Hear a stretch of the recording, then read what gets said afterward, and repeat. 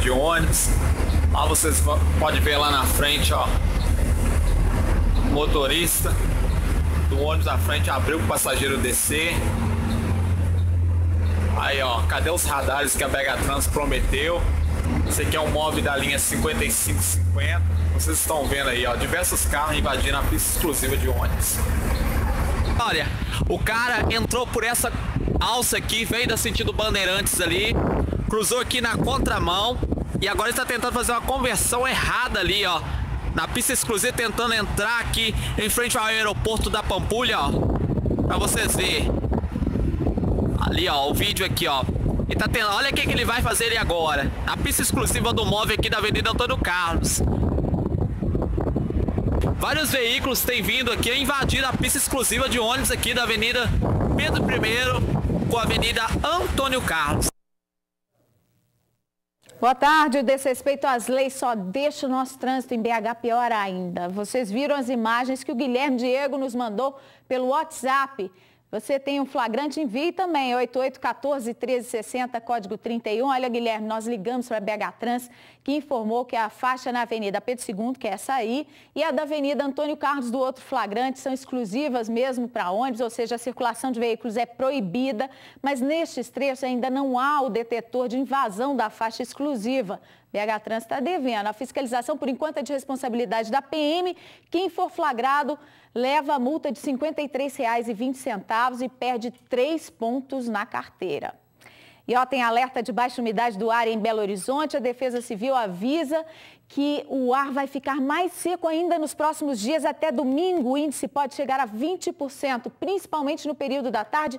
Já já a gente dá as dicas de cuidados com a saúde. Voltamos a falar disso. A polícia divulgou as imagens do ataque de bandidos encapuzados que assaltaram um posto e explodiram um caixa eletrônico em Alfenas, no sul do estado. 3h30 da manhã, 4 homens encapuzados e fortemente armados rendem os frentistas. Depois de várias tentativas para quebrar o caixa eletrônico, os criminosos conseguem abrir um espaço para colocar a dinamite.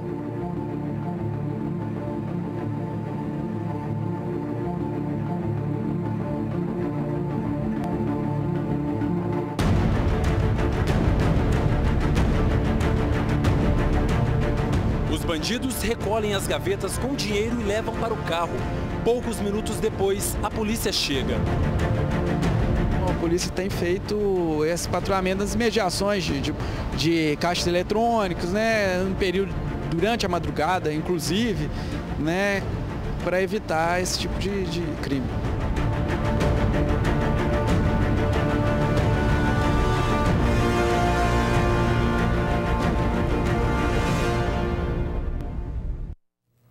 Ainda precisa mais, esses bandos estão agindo muito livremente. A Embraforte, que é investigada pelo furto de dinheiro de lotéricas e bancos, também foi acionada na Justiça pelo Sindicato dos Vigilantes do Estado. 180 trabalhadores que prestaram serviço para a empresa de transporte de valores em um contrato com a CBTU ficaram sem receber quando ela fechou as portas no início deste ano. O Jornal da Alterosa tem denunciado esse caso com exclusividade. É uma quantia enorme que estava dentro de um carro forte para assumir assim do nada. Mas isso não existe. E eu descobri com a superintendência da Caixa que eu e mais vários lotéricos que tinham sido roubados, né, pela empresa Embraforte. Um ex-funcionário da empresa denunciou o esquema de desvio do dinheiro coletado pelos carros fortes. A coisa acontecia da mesma forma como acontecia com os lotéricos. A gente coletava, levava para a base e dali, às vezes saía e às vezes não saía. Essa ordem normalmente partia de um gerente da base, mas segundo vinha de cima, né, da diretoria, da própria diretoria é que ordenava para que isso fosse cumprido. Fomos até a sede da empresa no bairro Ouro Preto, na região da Pampulha. Não havia ninguém no local. Também tentamos conversar 2 vezes por telefone com o proprietário, Marcos André Paes de Vilena, e não conseguimos contato. Segundo os donos das lotéricas lesadas, o dinheiro furtado pela Embraforte deveria ter sido entregue à Caixa Econômica Federal. Os furtos ocorreram em novembro do ano passado. Em outubro, bancos também foram vítimas do mesmo crime, inclusive Inclusive, a própria Caixa que nos relatou essa informação.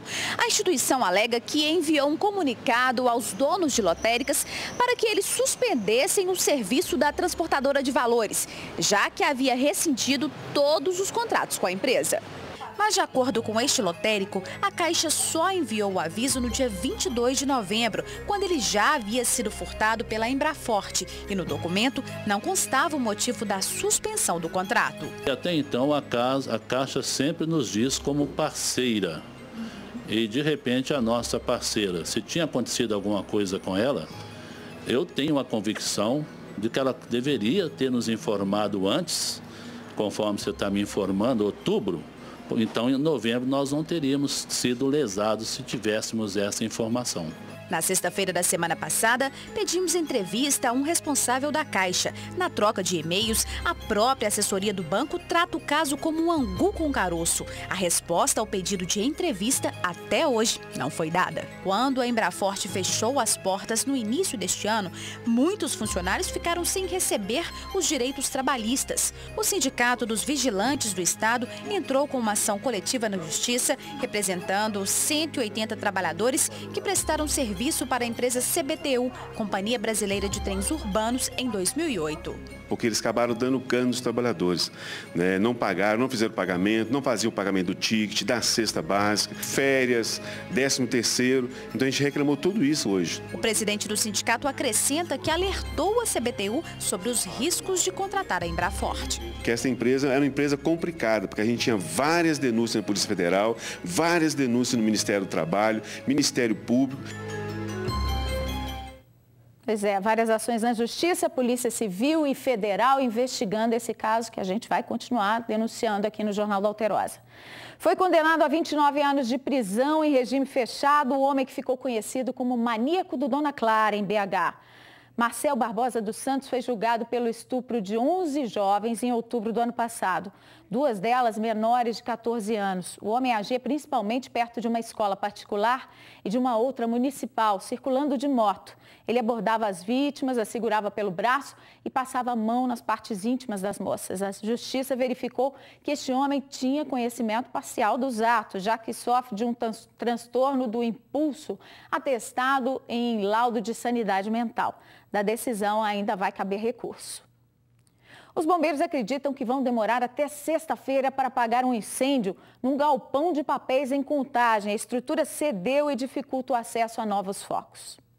O local atingido pelo incêndio fica nesta área rural de Contagem, próxima a vários sítios que foram ameaçados pelo fogo. 2 galpões foram quase que totalmente destruídos pelo incêndio. O telhado cedeu, como a gente pode ver, e a estrutura ameaça desabar, assim como o muro, que está cheio de rachaduras. Ao todo, os galpões ocupavam cerca de 10.000 metros quadrados de área, que foram atingidos pelo fogo. Nesse momento, lá dentro, bombeiros ainda trabalham no rescaldo e na vistoria do local, porque há focos que resistem embaixo da estrutura e é o que dificulta todo esse trabalho. Representantes da empresa vieram ao local para fazer o registro da ocorrência. Ainda não se sabe o que provocou o incêndio, iniciado há 5 dias e que dá muito trabalho aos bombeiros. A perspectiva é de que esse trabalho de rescaldo dure pelo menos até o fim da semana. Tem muito papel ainda sendo queimado em profundidade, o que dificulta o quê? A derrubada e retirada. Acontece que nesse tipo de incêndio a água não vai penetrando, né? Então, à medida que eu for retirar material, mexer nesse material, o fogo vai se alastrando, vai pegando novamente, porque está queimando em profundidade. Foi realizada hoje a primeira audiência de instrução de 2 acusados de matarem um soldado da Polícia Militar em maio deste ano no bairro Ouro Preto, em Belo Horizonte.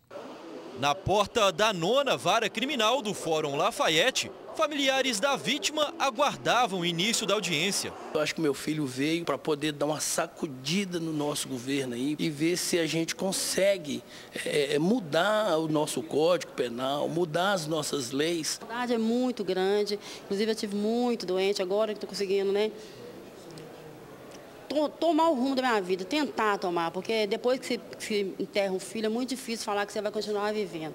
Até o fim da manhã, 2 testemunhas e 3 vítimas já haviam sido ouvidas, já que os réus ainda teriam roubado um veículo depois de se envolverem no assassinato do policial. 2 suspeitos que estão presos também foram interrogados. Um terceiro jovem que teria participado do que o Ministério Público acredita ter sido um latrocínio morreu durante a fuga. Uma audiência já havia sido realizada no dia 1º de outubro, mas a juíza responsável pelo caso decidiu pedir uma nova instrução por falta de uma testemunha-chave, a amiga do policial que estava no local do crime. Desta vez, a jovem foi ouvida e confirmou praticamente toda a versão apresentada no boletim de ocorrência, de que o militar foi morto depois de uma tentativa de assalto. A presença dessa testemunha é muito esclarecedora hoje ao processo, em face de ter estado presente no momento dos acontecimentos. E também só não veio a falecer ou ser assassinada por esses marginais, porque no momento em que eles lutaram com o policial militar, ele falou: saia, corra. O soldado André Luiz Lucas Neves, de 27 anos, foi morto no dia 16 de maio, no bairro Ouro Preto. Ele iria se encontrar com amigos em um bar da região na noite de uma sexta-feira. E olha o que aconteceu numa outra audiência nessa segunda. Um preso perigoso levado para o Fórum Lafayette, em BH, conseguiu abrir as algemas com um clips e dar uma gravata numa advogada. Ele tentou fazer a mulher de refém, mas se deu mal, porque ela é lutadora de jiu-jitsu. A confusão aconteceu na 9ª Vara Criminal do Fórum Lafayette, na capital, onde o preso participava de uma audiência em que responde por um roubo. De acordo com testemunhas, Daniel Augusto Cipriano, de 30 anos, conseguiu se soltar das algemas e tentou fazer a advogada dele refém. O réu ainda tentou agredir os 3 policiais militares que o escoltavam, mas foi dominado e algemado novamente. Quando eu virei as costas para ir embora, depois da conversa que a gente teve, ele me deu uma gravata. Foi muito rápido. Ele gritou: perdeu, perdeu, e me pôs aqui. Mas eu fui muito rápida. Eu pus os 2 braços aonde ele estava e soltei as pernas. E aí meu peso foi todo o braço dele, ele foi arriando, nós 2 caímos no chão. Aí os 3 policiais já pularam nele e eu saí da sala. Daniel usou esse pedaço de metal para abrir a algema e teria afirmado que pretendia fugir. Depois da confusão, a audiência aconteceu normalmente.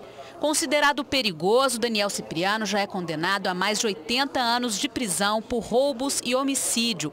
Ele foi um dos líderes da rebelião na penitenciária Nelson Hungria, em Contagem, na Grande BH, em fevereiro do ano passado. O advogado Écio Quaresma, que ajudou nas negociações na época, afirmou que o comportamento de Daniel nessa tarde pode prejudicar a transferência dele de volta para a região metropolitana, já que o réu foi transferido para a penitenciária de Francisco Sá, no norte do estado, depois da rebelião. Eu já estava preparando para fazer contato com as autoridades da sede, visando que ele viesse transferido para cá. Vai gerar para ele uma regressão de regime, se é que teve alguma progressão. Isso, infelizmente, vai acabar cometendo um transtorno na execução criminal dele. 6 dias sem água, é mais uma denúncia que chegou para a gente pelo WhatsApp, lá da cidade de Prudente de Moraes. Foi o Daniel quem mandou o vídeo, que você vai ver agora, que mostra que não tem água nas casas não, mas tem escorrendo pela rua do bairro dele. A falta de água em Prudente de Moraes, enquanto a água passeia aí, ó. Todo dia eu passo nessa mediação aqui e a água tá correndo no meio do asfalto, lavando o asfalto, tá apagando a poeira do asfalto, né? E até apagando a poeira do asfalto, enquanto nós ficamos lá em cima comprando água para beber.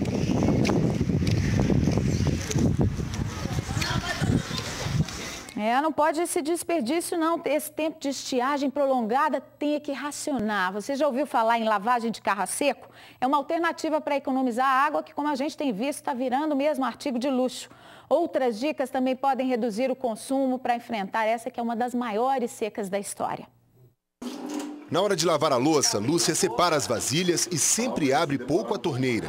Para limpar a pia, um pano úmido e pronto. No dia a dia, a gente vai aprendendo e adequando e sempre trocando ideia com outras pessoas, né? Hoje em dia já não é mais nem pela questão do bolso, né? É uma questão ecológica, de preservação mesmo, né? Este agente de saneamento da Copasa dá mais dicas simples para evitar o desperdício na cozinha e na área de serviço. Na hora que você for limpar Você não precisa de lavar, pegar os resíduos na pia e tirar ali com a água. Você pode fazer isso antes da lavagem.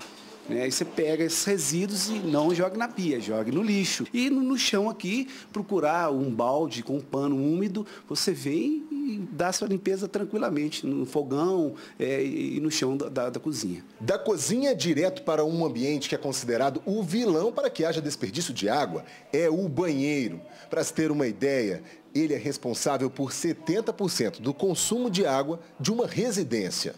A hora que você for ensaboar, você já está com o seu corpo todo molhado. É só você fechar a torneira. Na hora de usar a pia para escovar os dentes, é bom abandonar alguns hábitos. A pasta de dente ela já vem com o líquido. Então você não precisa ele colocou a pasta na escova, ele não precisa de abrir a torneira para molhar essa escova. Basta ele apenas deixar a torneira fechada. Aí na hora que você for ensaboar, aí sim. Você vai abrir a torneira e vai ensaboar a sua boca. Gastei menos água para escovar os dentes. Agora, quando for limpar o quintal ou a calçada, vale aquela boa e velha vassoura. Maurício ainda alerta que ficar de olho no hidrômetro ajuda a controlar o consumo. Você vai no seu hidrômetro, anota os números pretos, né? No outro dia, no mesmo horário, você faz outra leitura. Faz essa subtração, você tem um consumo diário. Outro alerta vai para quem gosta de lavar o carro. Geralmente se gasta nesta atividade 300 litros de água. Por isso, Giovanni montou uma empresa que faz a limpeza de automóveis a seco. Carro todo limpo, com apenas 250 ml de água.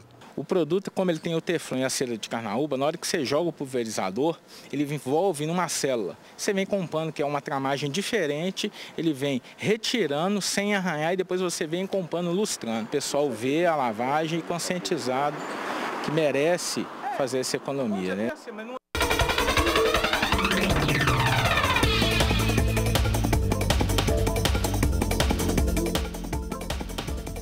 Terça-feira de céu ensolarado nas regiões Central, Norte, Sul e Triângulo. Na zona da mata e nos vales do Mucuri, Rio Doce e Jequitinhonha, o céu fica parcialmente nublado.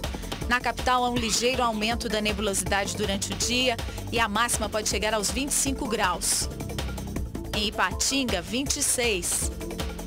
A temperatura chega aos 28 graus em Salinas, aos 22 em Mariana.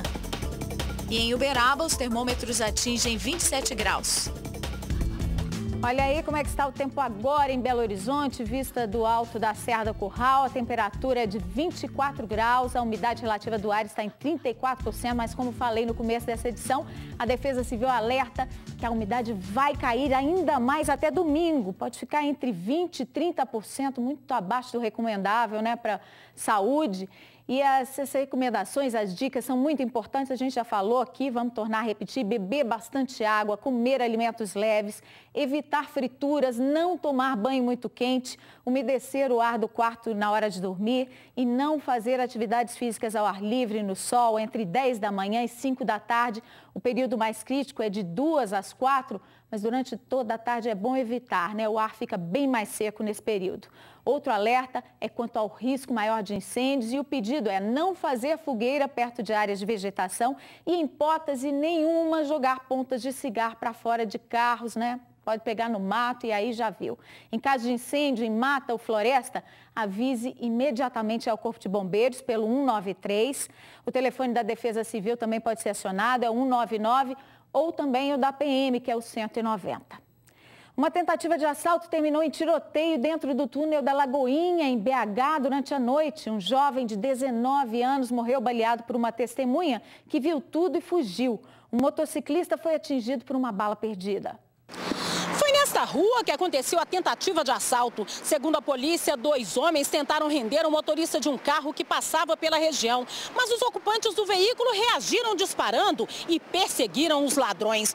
Os assaltantes fugiram por este morro e correram para o túnel. Lá dentro, eles atiraram contra um motociclista que foi atingido na boca e fugiram levando o veículo. Essas imagens mostram a correria e o pânico no túnel, que estava cheio de veículos na hora do tiroteio.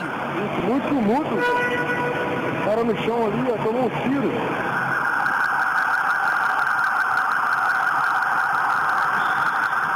Um dos homens suspeitos de tentar roubar o carro levou 3 tiros. Guilherme Ferreira Almeida, de 19 anos, foi socorrido, mas morreu no hospital. O outro suspeito conseguiu escapar. O dono da moto levada, José Cirilo Gomes, de 50 anos, baleado no rosto, está internado. Gerou polêmica, mas já está valendo a regra que restringe a área de atuação de artesãos e hippies sem cadastro em Belo Horizonte. A portaria da Prefeitura quer coibir o comércio irregular. Eles continuam pelas calçadas e se concentram nesta parte do quarteirão fechado da Praça 7. Mas desta vez, artesãos e hippies estão indignados. Uma portaria da Prefeitura pretende retirá-los das áreas centrais que ocupam hoje. A mudança seria para regularizar esses profissionais. O problema é que, segundo eles, a nova regra foi uma decisão imposta. Isso aqui é uma manifestação cultural brasileira não visualizada, não reconhecida. A gente está entendendo que essa portaria é uma decisão arbitrária, é uma ordem que vem de cima para baixo e quer impor algo para a cidade, não só para nós. O artesão diz ainda que a decisão fere o primeiro artigo deste decreto. A gente entende isso, na verdade, como até uma esquizofrenia do município, né? Como cidadão, a gente tem o direito a desobedecer uma lei que seja injusta. Atualmente, os artesãos vendem o que produzem amparados por uma liminar judicial de novembro de 2012. Com a nova determinação, eles terão que mudar o local de venda dos objetos. Uma das opções seria o quarteirão fechado da Rua Carijós, entre a Praça 7 e a Rua Espírito Santo. Outra área limitada pela portaria é a Praça Rio Branco, também conhecida como Praça da Rodoviária. Porém, os artesãos acreditam que aqui não seja o local mais adequado. Ali é muito bagunça, você vê com a gente bebendo, ladrões ali de madrugada, de noite. Não adianta ir meia dúzia e ficar lá julgado, sem futuro, né? O presidente da Federação Mineira dos Expositores das Feiras acredita que a decisão da Prefeitura está correta, já que para ele há uma concorrência desleal. Cada expositor daquele que é legalizado, ele paga uma taxa de uso de logradouro público, ele é fiscalizado, ele responde chamada e ele é penalizado quando comete qualquer tipo de infração. Enquanto esses expositores, eles podem colocar qualquer coisa, usar o espaço do tamanho que eles quiserem. Não dá mesmo, a cidade vira uma baderna. Quem descumprir a nova regra pode ser multado em mais de R$ 1.500. Segundo a Prefeitura, tudo isso foi definido numa reunião com os próprios artesãos. Vamos ver como é que está o trânsito da capital agora, com imagens ao vivo. A gente vê a Praça 7, cruzamento de Afonso Pena com Amazonas, o trânsito fluindo tranquilamente. Agora contorno com o viaduto leste, há uma retenção aí, mas por causa do sinal fechado, o trânsito agora começa a fluir. Nossa Senhora do Carmo com contorno na Savassi. O trânsito também está tranquilo nas pistas de subida, na saída da Trincheira e na pista de descida, essas da esquerda, por causa do sinal fechado, os veículos parados. O Jornal da Alterosa mostra para você agora quem são os deputados campeões de votos em Minas nessas eleições. 164.831 eleitores reelegeram o deputado estadual Paulo Guedes, do PT, representante do norte de Minas. O político conquistou o maior número de votos da Assembleia Legislativa e entra para o 3º mandato com proposta de mudança. Nós mudamos o governo, então há uma esperança muito grande por mudanças. Mudanças na educação, mudanças no tratamento da questão da saúde, né? As regiões do estado e a minha sonha com hospitais regionais. O segundo deputado estadual mais bem votado, que vai ocupar uma destas 77 cadeiras do Parlamento Mineiro, é o narrador esportivo Mário Henrique Caixa, do PCdoB. Ele recebeu 130.593 votos. Na página de Caixa no Facebook, ele agradeceu aos eleitores, dizendo que estava muito feliz por ser o deputado estadual que mais recebeu votos em Belo Horizonte.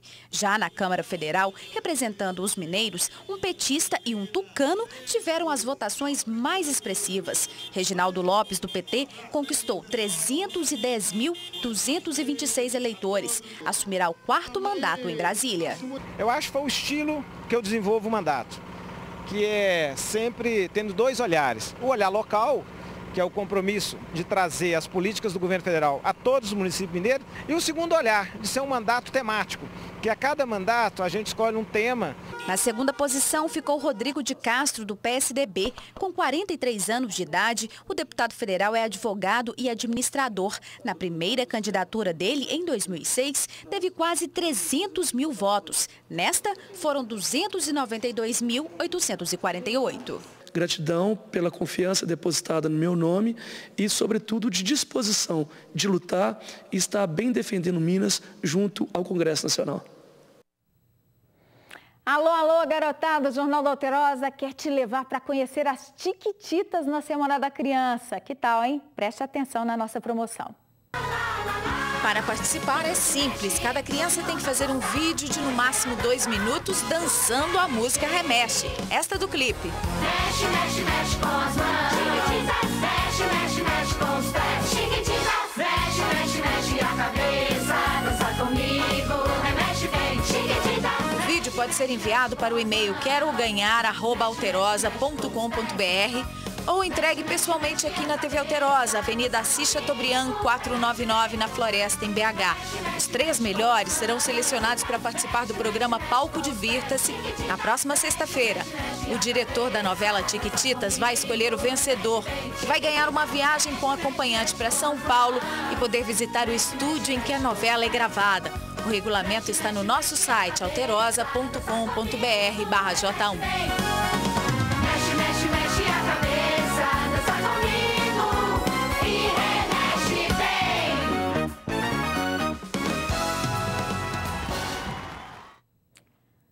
Pais de alunos numa escola municipal de Nova Era, na região central do estado, denunciam que os filhos estão sem aulas em algumas disciplinas por falta de professor. Os titulares estão de licença médica e novos não foram contratados. Wellington tem 3 filhos que estudam nesta escola municipal no bairro Nova Era, na zona norte da cidade. Numa das turmas, o filho ficou sem ter aulas de português por uma semana, depois que a professora entrou em licença médica.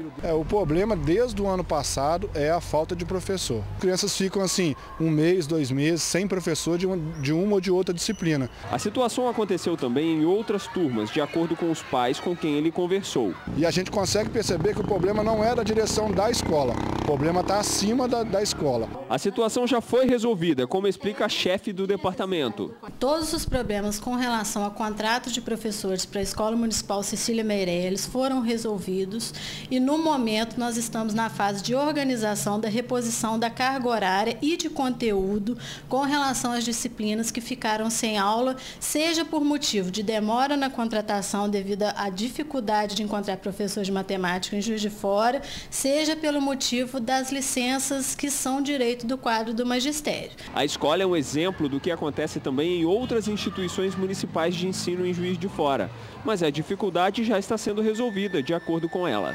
Com essa contratação do quadro de eventuais, a partir agora do mês de outubro, nós não teremos mais esse problema. E nas escolas em que nós tivemos falta de professor, devido a licenças ou professores que pediram afastamento da função, toda a carga horária que ficou devida para o aluno, ela já está em processo de reposição. Uma correção, a reportagem não é da cidade de Nova Era, é do bairro Nova Era, em Juiz de Fora. O movimento de moradores pede o fim das charretes puxadas por cavalos em Poços de Caldas, no sul do estado. Além de atrapalhar o trânsito, parte da comunidade está preocupada com a saúde dos animais. Esta foto mostra um cavalo caído no chão em uma nova suspeita de maus tratos. A imagem ganhou repercussão nas redes sociais. Moradores e turistas se revoltaram com o caso. Este jornalista de Poços faz parte do Marcha, movimento partidário pela retirada das charretes, e diz que esses abusos estão acontecendo cada vez mais na cidade. Já há muitos anos que há o problema dos maus tratos aos animais. Um outro fator que vem preocupando os moradores é a questão do trânsito.